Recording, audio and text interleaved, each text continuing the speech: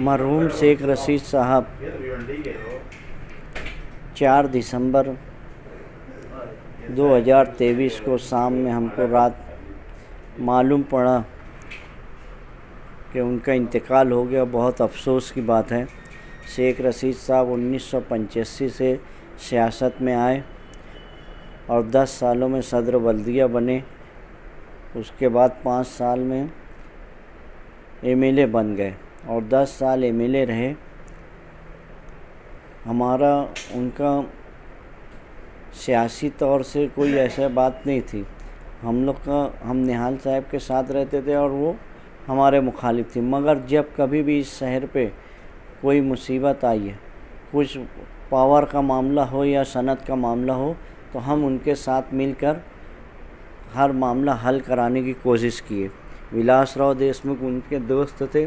27 HP का जो मामला था, 1 रुपया यूनिट जो आज है, उस वक्त भी था। तो उनके साथ लोगों बुनकर लोग जाके वो ख़त्म करवाए थे उस वक्त। आज वो 1 रुपया यूनिट आज 27 HP के ऊपर वापस लागू हो गया। अभी तक कोई उसको खिलाफ नहीं कर पाया है आज की पोजीशन। मगर ऑल इंडिया सुन्नी जमातुल उलमा की तरफ से तमाम ईदगाहों पे हम सर्वे कर रहे थे ईद की नमाज़ के लिए। तो उस वक्त मैं देखा था कि उनके पीछे की डिक्की में कपड़ा रखा हुआ था और जहाँ जाते थे वहाँ गरीबों को कपड़ा साथ में बांटते थे। वो गरीबों का बहुत ध्यान रखते थे। वो खुद गरीब थे, इसलिए उनको बहुत एहसास था कि यार गरीबों को कैसे क्या रखा जाता है।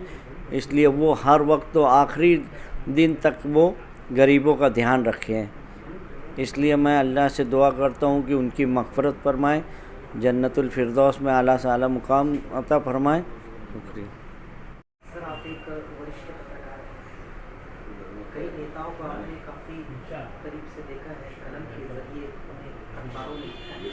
तो रशीद साहब को लेकर आप क्या? रशीद साहब जब सदर बल्दिया बने, उनकी सदर बल्दिया बनने की मुहिम में मैं शामिल था और बहैसियत सियासी वर्कर के भी और बहैसियत सहाफ़ी के भी, क्योंकि मैं शब्बीर सेठ के दस्त रास्त के तौर पे उस वक्त तो काम करता था। तो शब्बीर सेठ के हुक्म पर हम लोग सब उनकी शेख रशीद की मदद के लिए कि वो सदर बल्दिया बन जाएं। उसके बाद जब वो इलेक्शन में खड़े हुए असम्बली के, तो सारा उनका लिखने पढ़ने का काम मैं ही करता था। और मालेगांव शहर में जो तामीरी सियासत की बुनियाद है, सही मानों में गिरना डैम स्कीम को लेकर के, जैसे हम लोग एक पुल नहीं बना पा रहे हैं, एक सड़क नहीं बना पा रहे हैं, जबकि गिरना डैम स्कीम बहुत बड़ी स्कीम थी और उसको उन्होंने बहुत खूबी के साथ बीजेपी हुकूमत होने के बावजूद जिस तरह से हल कराया, ये समझ लो कि उनके लिए सवाब जारिया रहेगा। इसी तरह से ये जो सिविल हॉस्पिटल बना उनके दौर में और जो कॉलोनी का काम उनके दौर में शुरू हुआ, तो ऐसी चीज़ें हैं। विलासराव देशमुख उनके दोस्त थे, इसलिए वो कॉलोनी के लिए ज़मीन और फंड 200 करोड़ रुपये का विलासराव देशमुख साहब ने दिया। बड़े लोगों से फ़ायदा कौम को कैसे हो, ये शेख रशीद साहब से हम लोगों ने जाना है।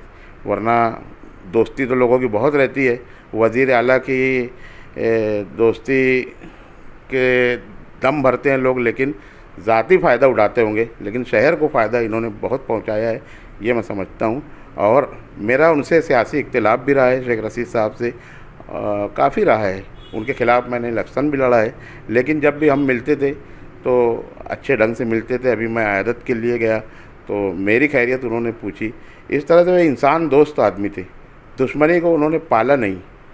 ताल्लुकात सियासी नज़रियात में इख्तिलाफ रहते हैं, कोई बात नहीं है, लेकिन हमेशा उन्होंने छोटे भाई की तरह खैर खैरियत ली। मेरे घर पे भी कई बार आए और आसिफ साहब के साथ साथी होने के नाते से वो मुझे बोलते भी थे कि आसिफ को संभालते रहो।